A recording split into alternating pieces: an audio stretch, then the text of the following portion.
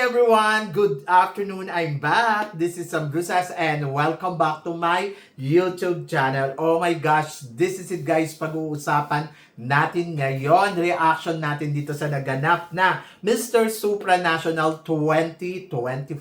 Yan ang pag-uusapan natin ngayon. But before anything else, hello Philippines and hello beautiful people. Mabuhay! Kamusta kayong lahat? Sana lahat po kayo ay okay at safe ngayong araw na ito. At syempre sa lahat naman ng mga bago nating subscribers dyan, hello po sa inyo lahat. Maraming salamat guys sa pag-subscribe ninyo syempre dito sa channel ko. At syempre sa lahat naman ng makasolid na makamamasam dyan na laging tumututok dito, araw-araw, lagi-lagi. Maraming salamat guys sa inyo lahat. Syempre, usapang Mr. Supranational tayo ngayon. Ito nga katatapos lang ng Mr. Supranational at talaga naman naloka ako ng bonggang-bongga. So, pag-usapan natin yung show nila. Maganda ang show ng Mr. Supranational kagabi dahil napakalinaw ng kanilang show. Sobrang ang ganda ng register sa aking camera. And then, of course, bukod doon, syempre yung lighting talaga maliwanag, no? Kitang-kita mo yung detalye. Kita mo kung may tagyawat ba yung candidates o hindi. Kita mo kagwapuhan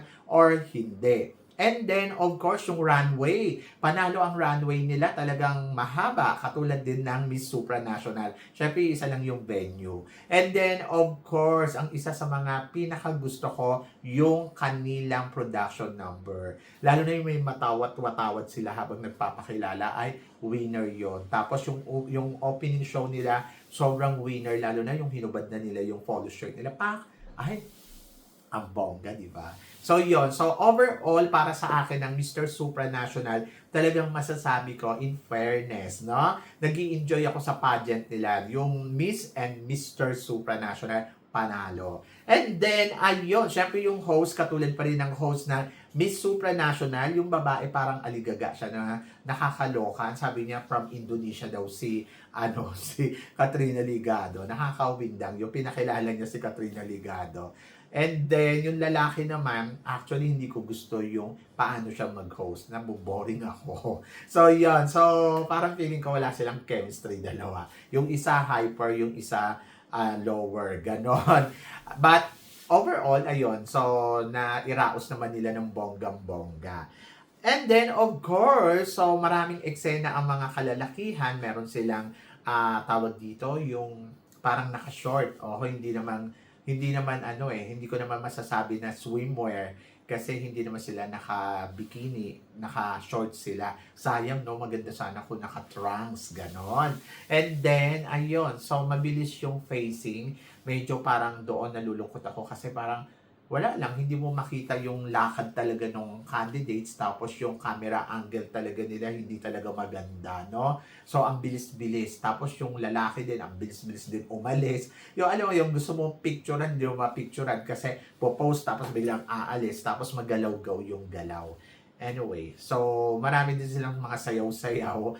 And then, ayun na nga. Music, okay lang din naman. Nairaos din naman nila. Hindi ko masasabi yung katulad ba sa Miss Grand na parang, wow, ang ganda. Ang dami ko reklamo. Pero hindi, overall talaga, okay naman. And then, of course, eto na nga, pumili sila ng top 20. Sa top 20, lahat naman yung ina-expect natin ay halos pumasok lahat. Si Brazil, nandiyan, Cambodia, in fairness kay Cambodia, si Chile, China, si China talaga naging palaban at siya ang nanalong top model. And then, of course, si Curacao, Czech Republic, and then nandiyan din, syempre si Chile, tapos si Dominican Republic, si India, Malaysia, Mexico, Nigeria, Philippines, Puerto Rico, South Africa, Spain, Thailand, Turkey, Venezuela, Vietnam, and Zambia. Hindi ko alam kung sino pa yung si Cyril Leon. Ayun ba yun? Wala dito. Saka, iisa lang ang black man. Si Nigeria lang. So, yun. Si Zambia, Africa siya, pero white skin siya sa kasi South Africa. Pero syempre, ayun na nga. So, syempre, nag-formal wear, nag-eksena, yung alam mo yun yung eksena nila, yung paikot-ikot na isa-isa.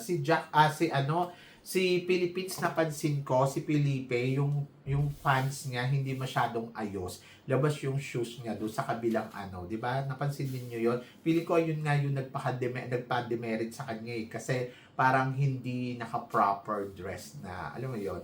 Tapos gusto ko 'yon, yung moment na 'yon, yung lalakad, yung naka-white sila, yung lalakad sa harapan, tapos i-stay, tapos iikot, tapos papalitan ng isa.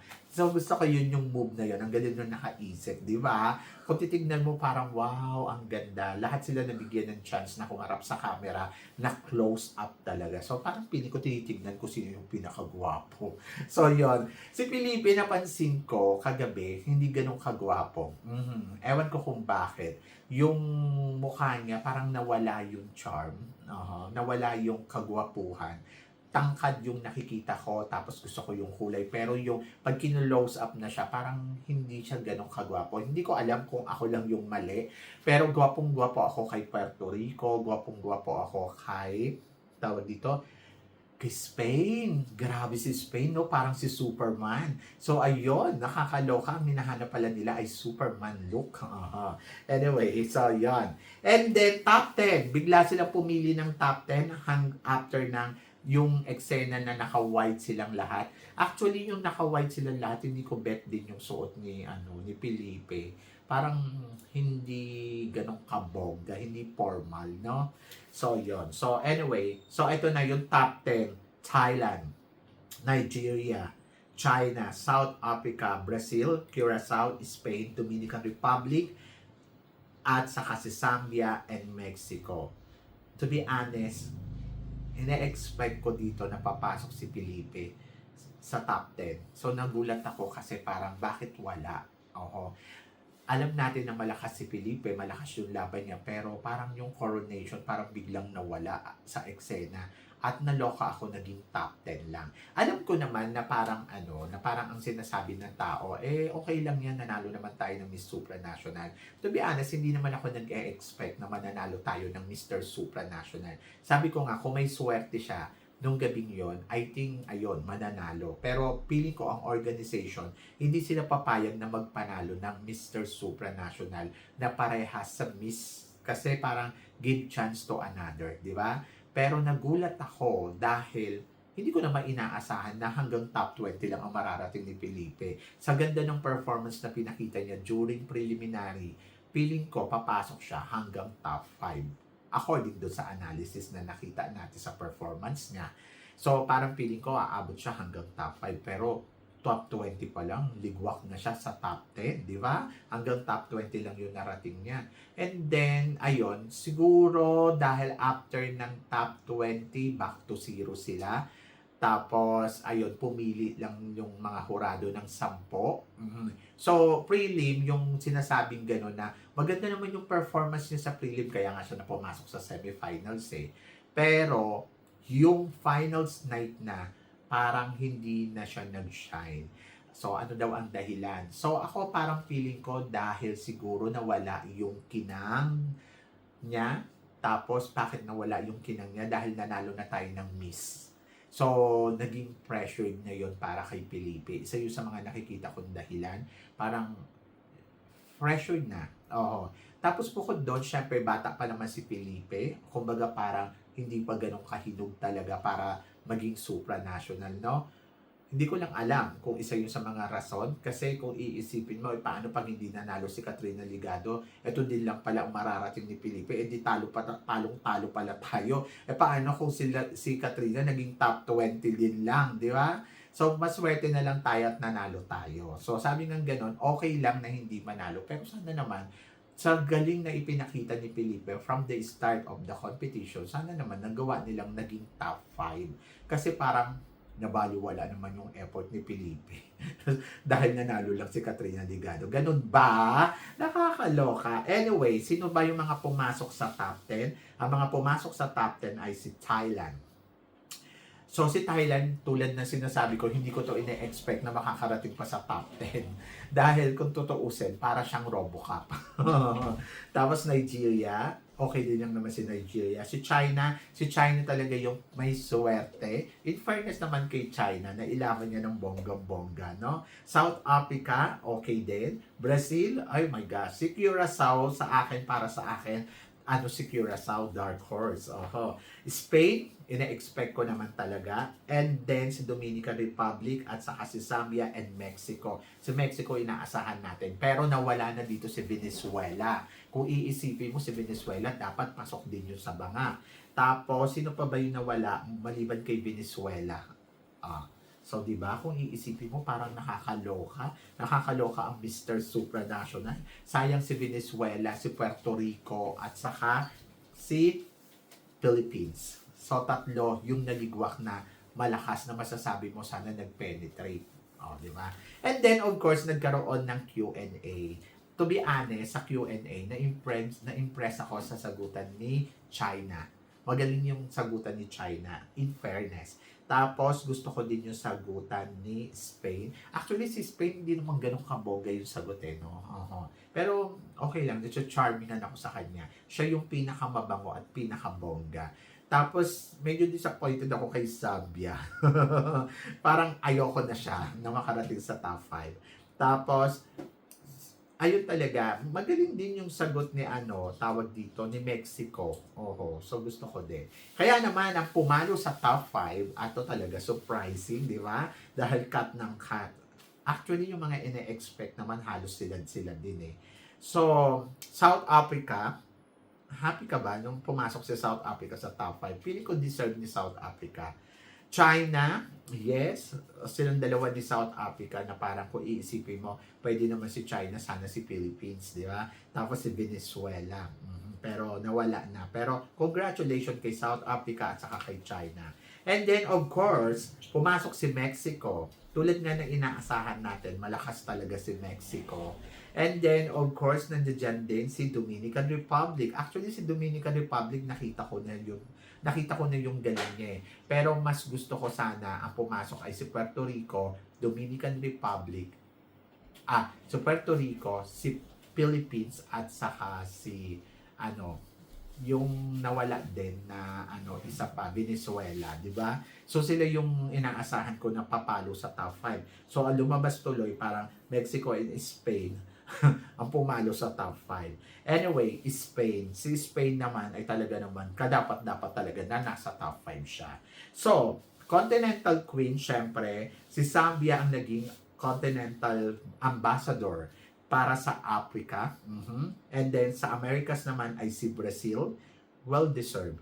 And then, Caribbean naman, syempre si Curacao. And then, sa Asia naman, syempre si Thailand. And then, Europe naman ay si Czech Republic. Syempre, nalungkot ako. Nalungkot ako para sa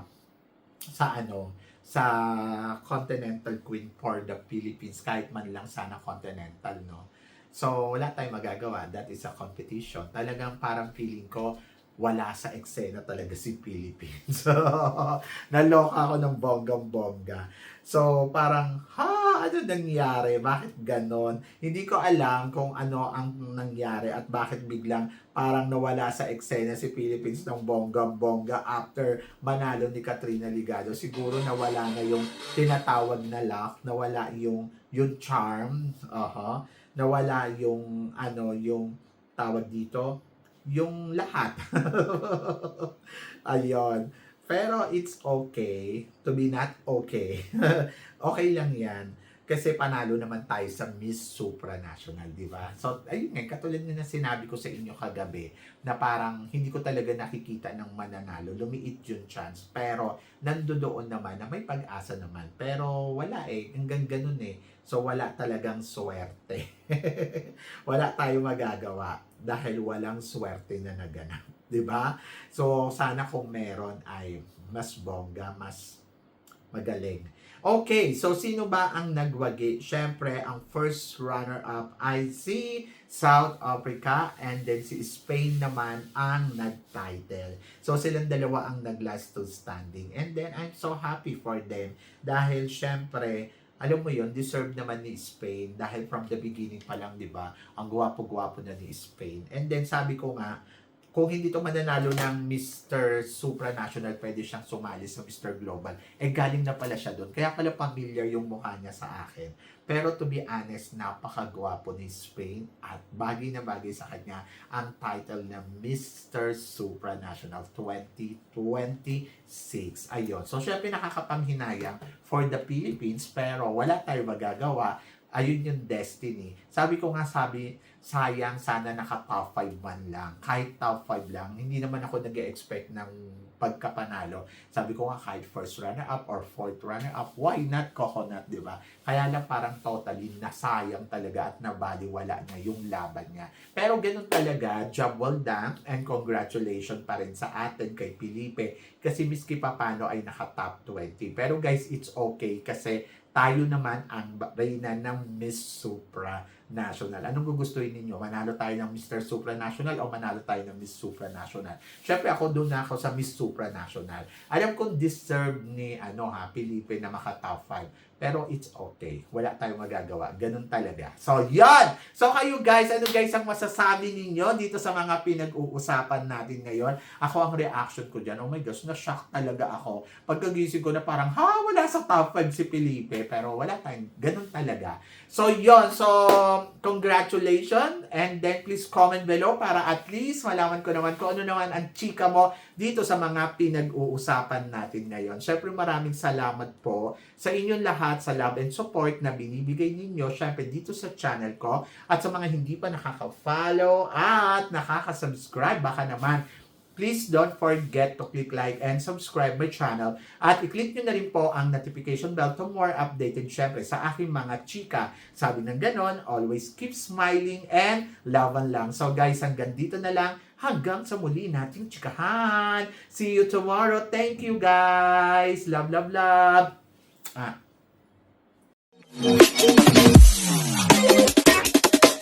Thank you.